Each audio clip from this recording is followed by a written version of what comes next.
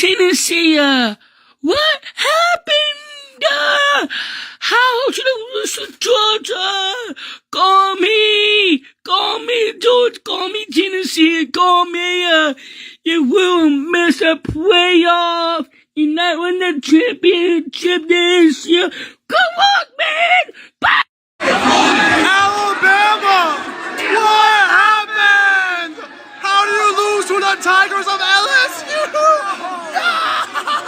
I owe Stetson DoorDash Bennett an apology. I owe that entire Georgia team an apology. I owe Kirby Smart an apology. And I owe all of my Georgia fans watching this video an apology. I think it is beyond simple, and I think most Alabama fans, and this is why I say they're delusional and I hate them, it's because they're entitled and they're spoiled and they don't look at the cold, hard facts.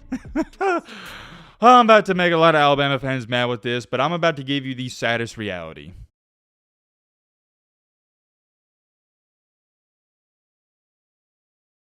Welcome, ladies and gentlemen, boys and girls, to one of, if not the most anticipated videos on this channel, the Week 10 Recap. I think it's safe to say that everybody, including their mom, has been waiting for this video, rightfully so, and let's just say, I got a lot to say. Before we even get going, I gotta say this. This was, without a single doubt in my mind, it's not even close, the best weekend in college football, and I don't know if it's gonna be topped. I thought going into this weekend it was gonna be the best, and it actually surpassed my expectations because we even had a close game at 11 a.m. with Ohio State and Northwestern. Maybe some of y'all didn't care about that game, but to me, it was fun to watch because they was playing in 45-mile-per-hour winds. Ohio State looked really, and I mean really bad. We're gonna talk all about that, and the main topic, or at least one of the main topics, is Tennessee and Georgia. So yeah, I have a lot of apologizing to do, not just to Stetson Bennett, but that Georgia team and program. I gotta address that, and also the other main topic, which is 1A, 1B with Georgia and Tennessee, is Alabama losing in heartbreaking fashion to LSU. For those of you that are curious and maybe you want to watch this, I recorded my live reaction to that game and I posted it, so check it out if you want to. Last night after the Bama game, I was lost for words, but now I've had some time to watch some of the film, I've had some time to sleep on it, and I'm ready to speak on it. It goes without being said, we've got a lot to talk about. Buckle up, get you a snack, get you a popcorn, because I got a feeling it's going to be a long one. You know why you're here. This is the Week 10 Recap. Get ready. Oh yeah, by the way, if you're not subscribed, what are you doing? It's 100% free. We're building one of the best college football communities on this channel. All right, man, blah, blah, blah. Shut the crap up. Now, without further ado, say it with me now. Let's get into it.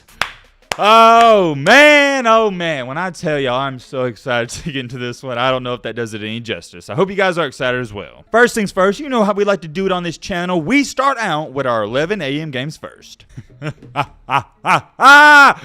know what we're about to talk about. The Ohio State versus 1-7. Let me repeat that.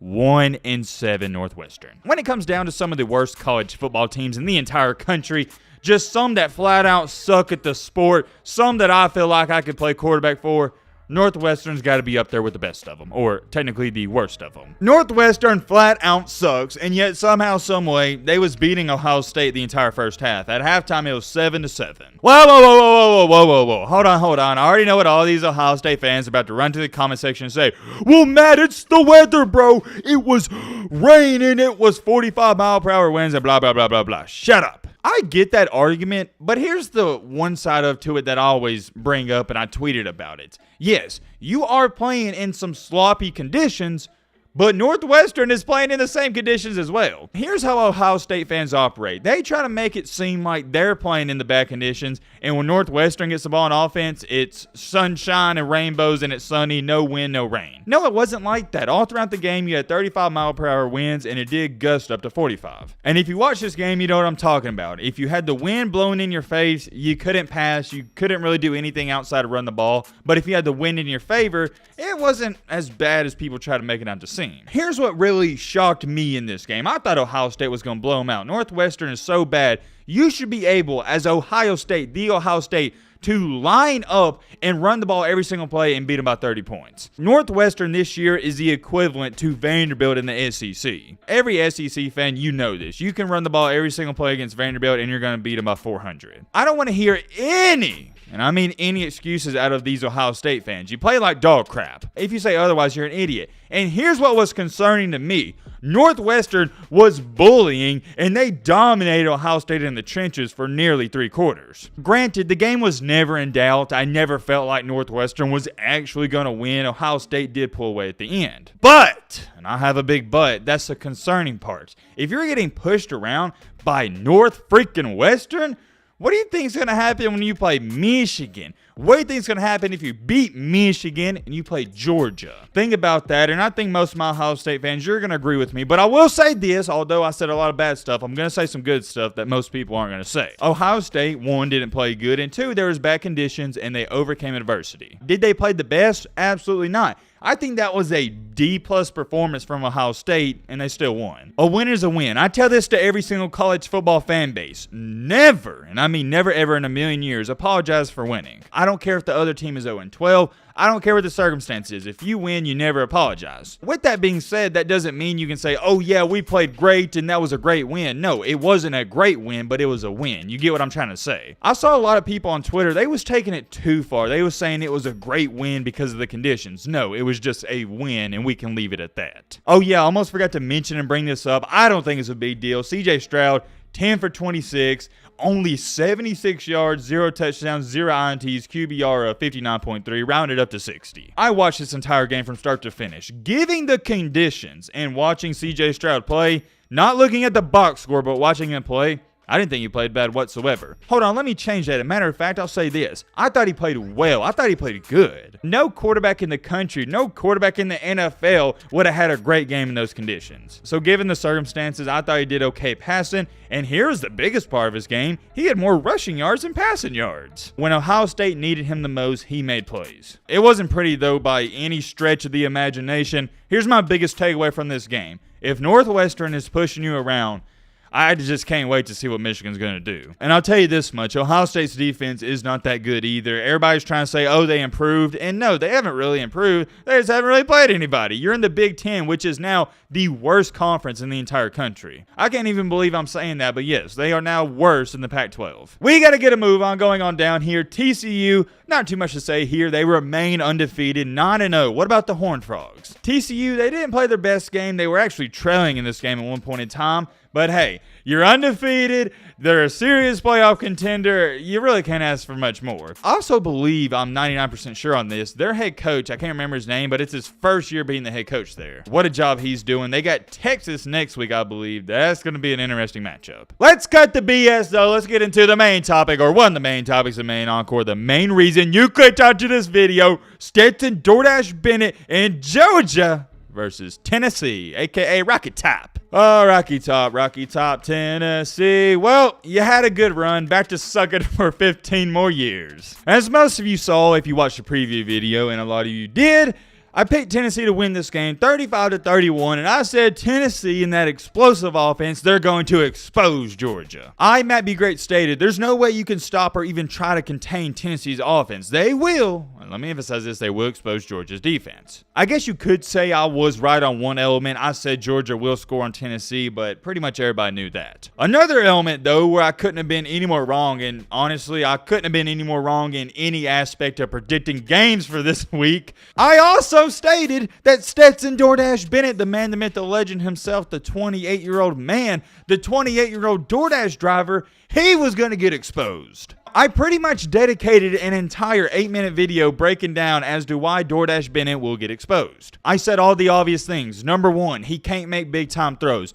Number 2, whenever he has to make a big-time play, whenever Georgia needs him the most, he always either fumbles or throws an interception like he did against Alabama, then those 2 L's. Y'all know what I'm talking about. Remember when Bama beat him and it was really Stetson Bennett's fault? That's what I'm referring to. To sum it up, I don't want to bore you here. I pretty much said that Tennessee is going to force DoorDash Bennett to beat him, and he can't do that. And well, here we are. It's Sunday, and instead of Stetson Bennett getting exposed by Tennessee got exposed by Stetson Bennett. Instead of Tennessee exposing Georgia, it was vice versa. Georgia exposed Tennessee. I'm just getting started. I got a lot to say, but before we go any farther, I do need to say this, and it's not really a won't, I need to say it. I owe Stetson Bennett an apology. I owe that entire Georgia team an apology. I owe Kirby Smart an apology, and I owe all of my Georgia fans watching this video an apology. Bennett, and more importantly, Georgia, they proved me wrong. Stetson Bennett on Saturday, he had a 5-star delivery rating. He couldn't have had a better day. Those are the days you dream of. He had 5-star deliveries left and right. He played out of his mind, and what impressed me so much about Bennett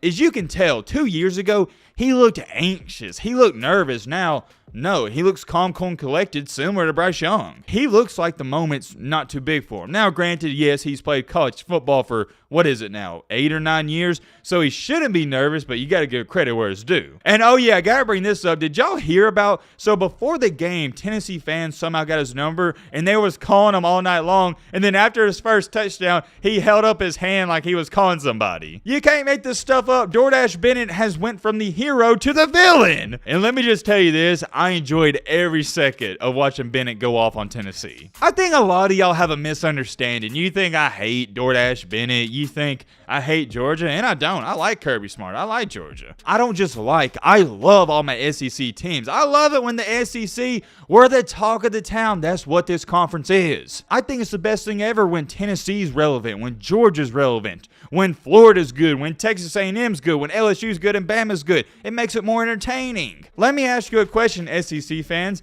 Have y'all not been tired the past 10 to 15 years watching Alabama dominate the conference with no competition? That's not fun, and I'm a Bama fan telling you this. I didn't enjoy those years when we had Tua and we was beating the dog crap out of every team. Although it sucks to lose and it's heartbreaking to lose, as y'all saw my live reaction, I'd rather play in a close game. I want to see parity in college football just like every other fan. Anyways, getting back on topic with Bennett, I can't say enough good things about the guy. And now that I think about it, might have to quit calling him Bennett. Let me know in the comment section. Should I stop now? Is he no longer Bennett? Is he just Stetson Bennett? I don't know, but he went 17 for 25. You got to throw in there was a couple of drops here and there. 250 through the air, 2 touchdowns to 0 INTs, and a QBR of nearly perfect 98.1. Also had 1 scramble on the day, which was that touchdown early on. Here is one of the only aspects I was right on this game. I said Stetson Bennett, he's going to be the X factor. I said if Georgia wants to win, wants to keep it close, Bennett's going to have to play a good game. And you know what? Out of respect for Bennett, the rest of this video, I'm not going to say the rest of the season, but the rest of this video, I'm not calling him Bennett, he's Stetson Bennett. To me, when I was watching it, Stetson Bennett, he looked like a point guard out there. He looked like he was running the show. He didn't look like last year's Bennett where he was game managing, trying not to make mistakes. He was looking like the man out there. He was playing like a Heisman Trophy winning quarterback. Now, he's not even going to be in consideration for the Heisman Trophy, but he played like it on Saturday. He looked so composed out there, so in control, and as I'm watching it, I'm going, well, dang, if Bennett's playing like this the rest of the year, you might as well just hand Georgia the championship right now, because no team can even compete with him. I could go on and on about Stetson Bennett. I owe him an apology, and this is my apology. I shouldn't have said what I said. You proved me wrong, and I can't wait to see what happens the rest of the season. Here's an unpopular opinion or take for you. I think Tennessee got lucky it started raining because it almost felt like Georgia and Kirby Smart said, okay, let's take our foot off the gas and let's just run the ball and get out of here with a win. I think it could have been much uglier than 27-13. That score is not an indication on this game. It wasn't even close from start to finish. To me, it felt like a more of 34-13 type of game. On the flip side of the ball, the one area where I ranted all week about how Georgia's defense, they can't stop Tennessee. And it wasn't so much that I was disrespecting Georgia's defense. I was just giving a lot of respect to Tennessee's offense. I thought they was like a 2019 LSU where nobody can stop them. And boy, was I wrong. I'm saying this right now. Georgia's defense is the best in the country. And I know technically player for player, they're not better than last year's team, but they're dang near close. This Georgia defense, and I tweeted it out, they're elite. Whenever you hear people talk about, oh, that SEC speed, it's different, this is what they're talking about. If you didn't watch this Georgia-Tennessee game, go back and rewatch it and just watch Georgia's defense. You want to talk about a team that is faster, bigger, stronger, and overall better than everybody else in the country? That's Georgia. By the way, I'm not just talking about the defense. I'm talking about the offense as well. Now, when it comes to Georgia compared to everybody else in the country, I'll talk about that in just a second. Getting back on track with the defense, when it comes to the front seven, best in the country. The secondary with the Ringo dude, Ringo, which is a cornerback, by the way, Is he not one of the best corners in the country? Why is nobody talking about him? And that's what separates Georgia from Alabama. Alabama's defense, it's just kind of, yeah, you got a lot of, well, not a lot of, but you got some great players in Will Anderson and the Henry To'oTo'o guy. And Alabama has Kool-Aid McKinstry, which is a quarterback, but they don't have a overall great defense, whereas Georgia, no, everybody's good. And here's another aspect where I was right. I said that Nick Saban and Kirby Smart, they play the same defensive scheme. Kirby Smart and Nick Saban, what they do with their corners is it's relatively simple. They're going to play man-to-man the entire game. And Kirby Smart and Saban says, hey, if you can make a perfect throw, if you can beat our corners one-on-one, you're going to beat us. But, and I have a big but, trust me, that's the problem. It takes a dang near perfect throw every play. It takes your wide receiver to get some separation. The difference from Georgia's defense and secondary and Alabama's secondary is Georgia's secondary was locked down. They was aggressive. Georgia's defense looked like they was pushing around Tennessee's offense, whereas 2-3 weeks ago, it looked like Tennessee's wide receivers was pushing around Alabama's defensive backs. What I'm about to say may break a lot of hearts for Alabama fans, but I got to call it how I see it. This Georgia team, what I watched on Saturday, they look like how Alabama used to play in 2009, 2010, 2011, 2012, 2013, 2014. Georgia is the new Alabama. They look faster, bigger, stronger, just better. 2 times better than their competition now. Whereas remember in the early 2010s and, only 4 or 5 years ago, Alabama, that's what we talked about when we talked about Bama. They're 2 times better than everybody else. And I'm sure 99.9% of you've watched Alabama this year. You watched them against Texas. You watched them against Texas A&M. Who else? Tennessee. You watched them lose to LSU. Let me ask you a question, do they really, and I mean really, look bigger, stronger, faster, and better than the teams they're playing? No! The problem is, and we'll talk about this later in the week, I think the rest of college football is catching up to Alabama. Talk about that in just a second. All in all, though, for this Georgia and Tennessee game, sometimes, and if you're a Tennessee fan, this is how I look at it. Sometimes you got to look at your opponent, tip your cap, and say, hey, they was better than us. It is as plain and as simple as that, in my humble opinion. Georgia's better than you, Tennessee. And for my Tennessee fans, I wouldn't be so depressed or down about this L because Georgia's the best team in the country. So, hey, man, there's nothing to be ashamed about there. And also, you're playing on the road in a hostile environment. I could talk about this game for 30 more minutes, but let's just end it off here. Georgia was better than Tennessee in every aspect of the game. Moving along here to our 6 p.m. game, probably also another main reason you clicked onto this video. We got Alabama and LSU. I've now had a full night of sleep, or it was about 4 or 5 hours before I woke up at 6 a.m., started watching some film, drinking my coffee, and yeah, it's tough.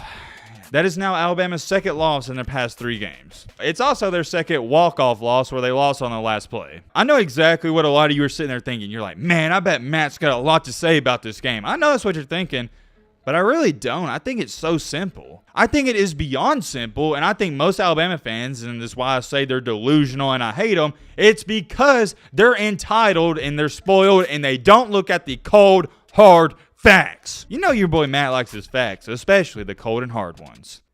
I'm about to make a lot of Alabama fans mad with this, but I'm about to give you the saddest reality. Ever since Nick Saban's got to Alabama for the past 15 years, 98% of the time Alabama loses. What do we talk about? Oh, well, Alabama, they didn't lose to Auburn. They didn't lose to Joe Schmo or whoever. They beat themselves. And 98% of the time, that's the case. I never felt like, ever since Saban has been there, whenever Alabama loses, it's because the other team was better. It's because the other team made plays. It's because Alabama either had a kick 6, missed a field goal, had 6 turnovers. Just bad stuff happened. Ladies and gentlemen, that didn't happen in the Alabama-LSU game. Alabama, they made 4 field goals. They kicked a 50-yarder just to get it to overtime. There was no crazy interception or fumble or anything like that. Alabama made plays. It was just a prime example in case of LSU also played really good and they also made plays when it counted. I said this about the Tennessee game, and it's the same way I feel about this LSU one. It's not so much that, oh, Alabama beat themselves. It's more so of, hey,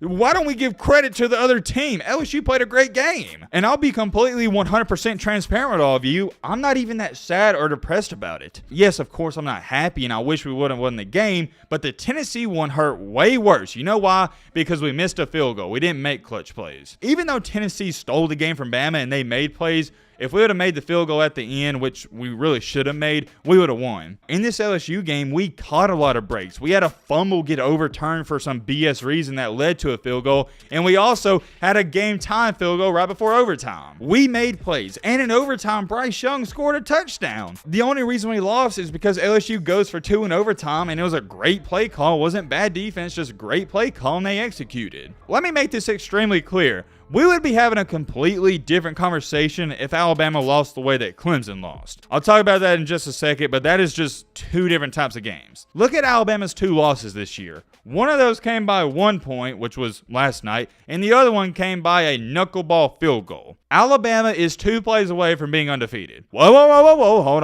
on. I know what you're about to say. They're also a couple plays away from being 5-4. That's how it goes, though. Sometimes you'll have a year where the ball bounces your way. Sometimes you make clutch plays, and sometimes you don't. I said it last year, and I think a lot of Bama fans are starting to resonate with me on this. If we didn't have Bryce Young last year, if we didn't make some of those clutch plays we did in some of those games last year, we probably would have went 7-5 or 8-4. We got extremely lucky and blessed. It's not luck, we made plays, but you get what I'm trying to say, to even get to the championship. There was about 5 or 6 games last year where if the ball went one way, we would have lost. It's the exact same case and scenario this year. In reality, we should have lost to Texas. In reality, we was 1 play of losing to Texas A&M, and we almost lost to Arkansas. The score won't tell you we almost lost to Arkansas, but it was closer than what it says. I understand why the conversation is always, oh, the dynasty is falling off, Nick Saban's lost his touch, but I think that's just people overreacting. I think the coldest and harshest truth is LSU's a good team and Tennessee's a good team. Come on now, let's be honest. Tennessee's a top 5 team in the country, and LSU's probably going to be a top 7 team in the country. So Alabama's 2 losses are to 2 top 10 teams on last-second plays. So to me, I'm not worried about this. For example, if we would have lost the way Clemson did, oh yeah, I'd be throwing up the red flags and everything. But this, no. And I saw somebody either tweet this at me or I saw it in the YouTube comment section where somebody said, hey, Alabama losing the way they did to LSU, it's not so much that Alabama lost, but it goes to show you that the SEC, not the overrated Big Ten and Cupcake Conference, but the great and powerful SEC, it's a grind every single week. Here's a fun fact for you. In the Big Ten, there's like 24 something or 25 5-star recruits, and Ohio State has 23 of them, and Michigan has like 2. Outside of Ohio State and Michigan, nobody else has 5-star recruits. But for the SEC, Alabama's got 20, Georgia's got 20, LSU's got 15, Texas A&M's got 25, Tennessee's got a couple here and there, Florida's got a couple.